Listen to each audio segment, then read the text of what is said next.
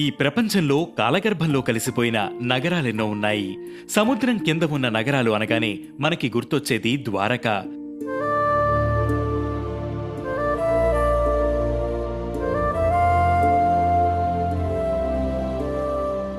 కురుక్షేత్ర యుద్ధం జరిగిన 16 ఏళ్లకు శ్రీకృష్ణుడు పాలించిన ద్వారకను సముద్రుడు తనలో కలిపేసుకున్నట్లు పురాణాలు చెబుతున్నాయి.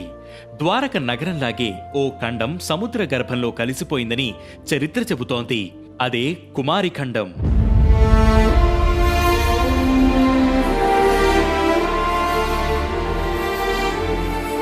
కొన్ని లక్షల ఏళ్ల క్రితం ఇండియా, మడగాస్కర్, ఆస్ట్రేలియా మధ్యలో పెద్ద ట్రయాంగిల్ షేపులో కుమారి ఖండం ఉండేది. తమిళ కందపురాణం ప్రకారం కుమారి ఖండంలోనే తమిళ నాగరికత పుట్టిందని, అప్పట్లో వారికి శక్తులు కూడా ఉండేవని చెబుతుంటారు.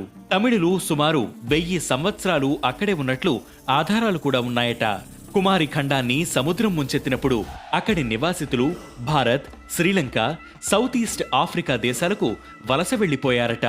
10,000 సంవత్సరాలకు పైగా పాండ్యన్లచే పాలించబడిన ఈ ఖండం గురించి 20వ శతాబ్దంలో తమిళ రచయితలు తమ రచనల్లో ప్రస్తావించారు. 2nd సెంచరీ ఏడీలో తమిళంలో రచించిన 5 మహాకావ్యాలలోని ఓ కావ్యంలో కుమారి ఖండం గురించి రాశారు. దాని ప్రకారం పాండ్యన్లు పాలించిన కుమారి ఖండం సముద్రంలో కలిసిపోయింది.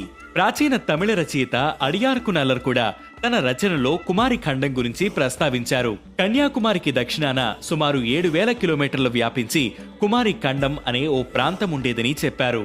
తమిళ కందపురాణంలో చెప్పిన వివరాల ప్రకారం కుమారి ఖండాన్ని పాలించిన పాండ్యన్ రాజులకు 8 మంది కుమారులు, 1 కుమార్తె ఉండేవారు. తన రాజ్యాన్ని కొడుకులందరికీ సమానంగా పంచిన ఆ రాజు కూతురికి కూడా ఓ భాగాన్ని ఇచ్చారు. అదే కుమారి ఖండం. కన్యాకుమారికి దక్షిణాన ఉన్న భాగాన్ని కూతురు కుమారికి ఇవ్వడంతో ఆ ప్రాంతాన్ని ఆమె పేరుతో పాలించేవారు. లక్షల సంవత్సరాల క్రితం మనుగడలో ఉన్న కుమారి ఖండం గురించి తెలుసుకోవాలని 1864లో ఫిలిప్ శాస్త్రవేత్త అన్వేషించారు.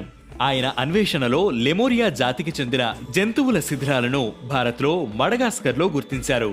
భారత్, మడగాస్కర్, ఆస్ట్రేలియాలను కలుపుతూ ఒక భూభాగం ఉండేదని, దానిని ప్రకృతి తనలో కలిపేసుకుందని తన రచనలో పేర్కొన్నాడు ఫిలిప్.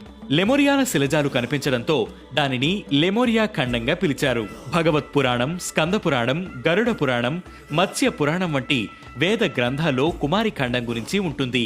చైనీస్, గ్రీక్ లిటరేచర్స్ లో కూడా పాండ్యులు పాలించిన కుమారి ఖండం గురించి వివరించారు. కొందరు శాస్త్రవేత్తలు తమ రచనల్లో కుమారి ఖండంలోనే ఆదివాసులు మనుషులుగా మారినట్లు చెప్పుకొచ్చారు. తమిళ్ లిటరేచర్స్ లో కూడా ఈ విషయాలు ఉంటాయి. కుమారి ఖండం మునిగిపోవడానికి ప్రధాన కారణం మంచు కరగడం. 24,000 సంవత్సరాల క్రితం మంచు కరగడం మొదలై 11,000 సంవత్సరాల క్రితం పూర్తయింది.